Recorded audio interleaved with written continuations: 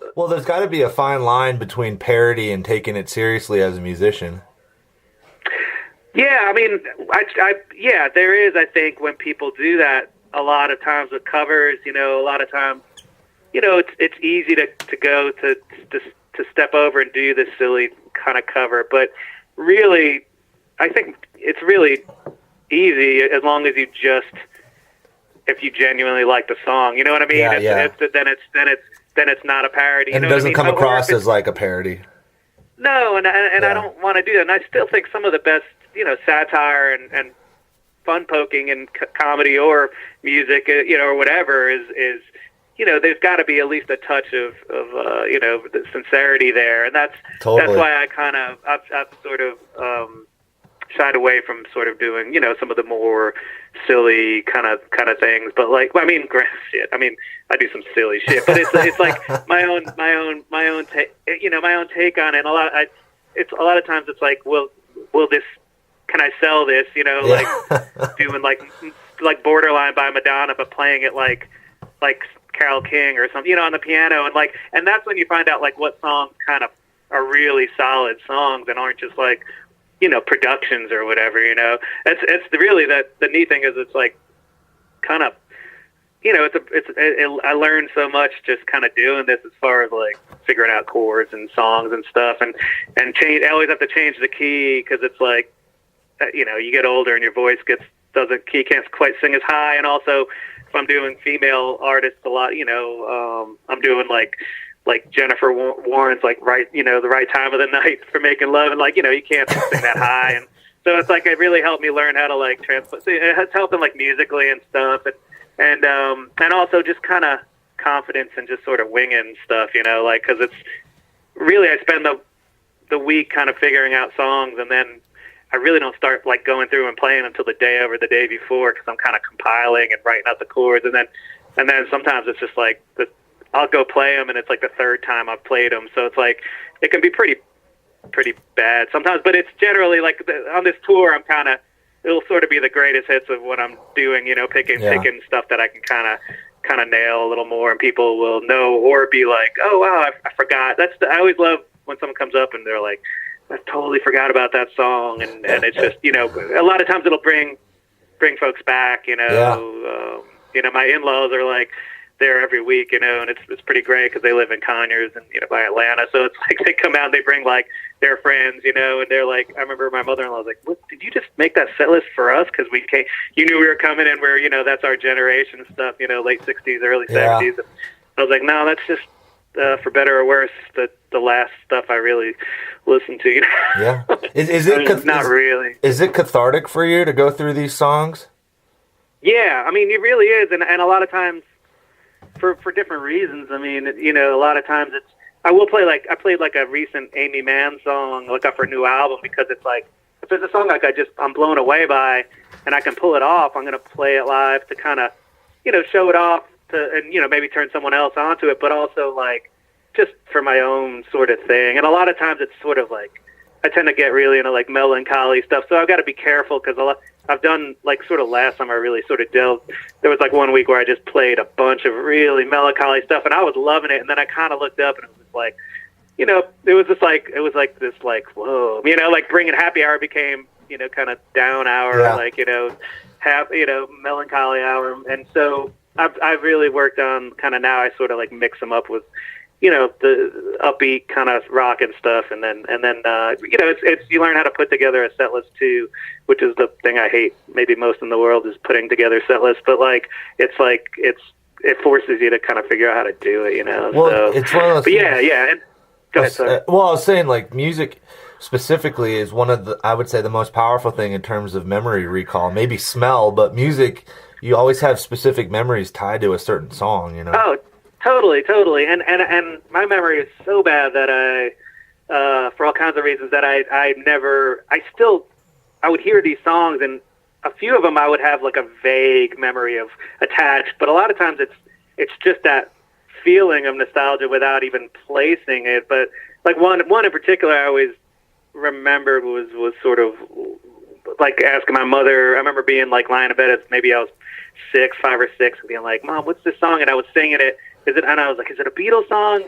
is it a Beatles song? And she's like, I don't know what it is. And like years later, I realized it was like Someone's Knocking on the Door, Let 'Em In, and Paul, a Wings song. And like, so I was real close, but it was like, and when I would hear that song, I at some point, was not embarrassed to admit that I like Wings anymore, and it was like I got the started with the greatest hits or whatever, and kind of like really got I remember listening to that song and I would get this like rush of nostalgia, and so when this is kind of a good way I can kind of do that, and it really does. I think some people more than others though tend to go back to their early. I don't know. I'm not socially. I don't understand sort of social stuff as well, or just overall human nature to understand if everybody kind of likes to go back toward their early memory.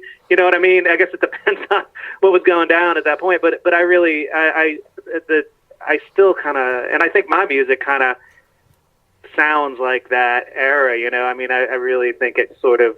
Maybe, even before I was born, but like stuff I was hearing as a kid is still the stuff that sort of turns me on the most, so like I still, that's why this gig is great, and it's been, I guess it does kind of cross over because like a lot of my friends will come out, and I think they usually, as long as I don't just like try to do it just for myself, as long as I try to think like, well, what is stuff that I like that I think other people will be into that are into a similar vibe, and it goes over pretty well. Generally goes over pretty well. Do you get DBT fans that show up thinking there's going to be a rock show? No, not so much. I don't know if this will happen on this tour so much. I mean, it really hasn't happened, and I think in Athens, if they come out, they usually know there's.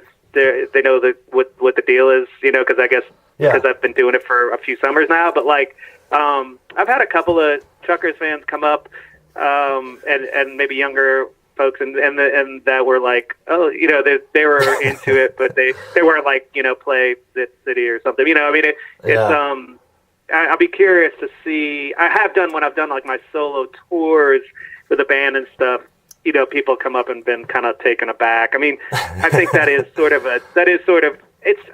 guess I've been involved in it long enough where if it's someone who is, reads up on the band, they might understand that. But certainly if that's not the case, I do think it's like a little confusing, which I understand, Well, I felt weird about initially, but, I really, over the years, I've kind of realized it's like, this is what I'd kind of do, so it's like become more comfortable. I asked because it must have been about 10 years ago, I interviewed Tommy Ramone before he passed away, and at the time he had a bluegrass project called Uncle Monk, and I knew that he had a bluegrass project, that's why I interviewed him, but he scheduled this show. And this was really before the internet was such a huge thing in terms of social media. This was like 07, 08. And I showed up knowing what to expect, but all these punk rockers showed up, and he walks out there with a mandolin, and people's jaws hit the floor. Yeah, I think he played Athens around then, too. I remember, I didn't see it, but I remember hearing about it.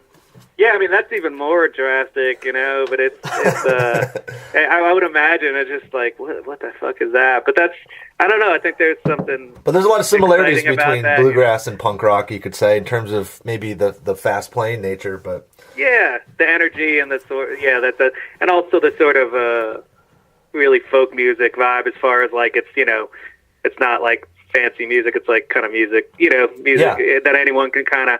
I don't know about the bluegrass thing. That gets a little more technically involved, but I mean it's music for the people, and I could see that for sure, and I think with this kind of thing, there's probably more common ground between this kind of thing I'm doing and the Chuckers than might be apparent on the surface. I mean, we all kind of like love Hall & Oates, so like there's like it's like.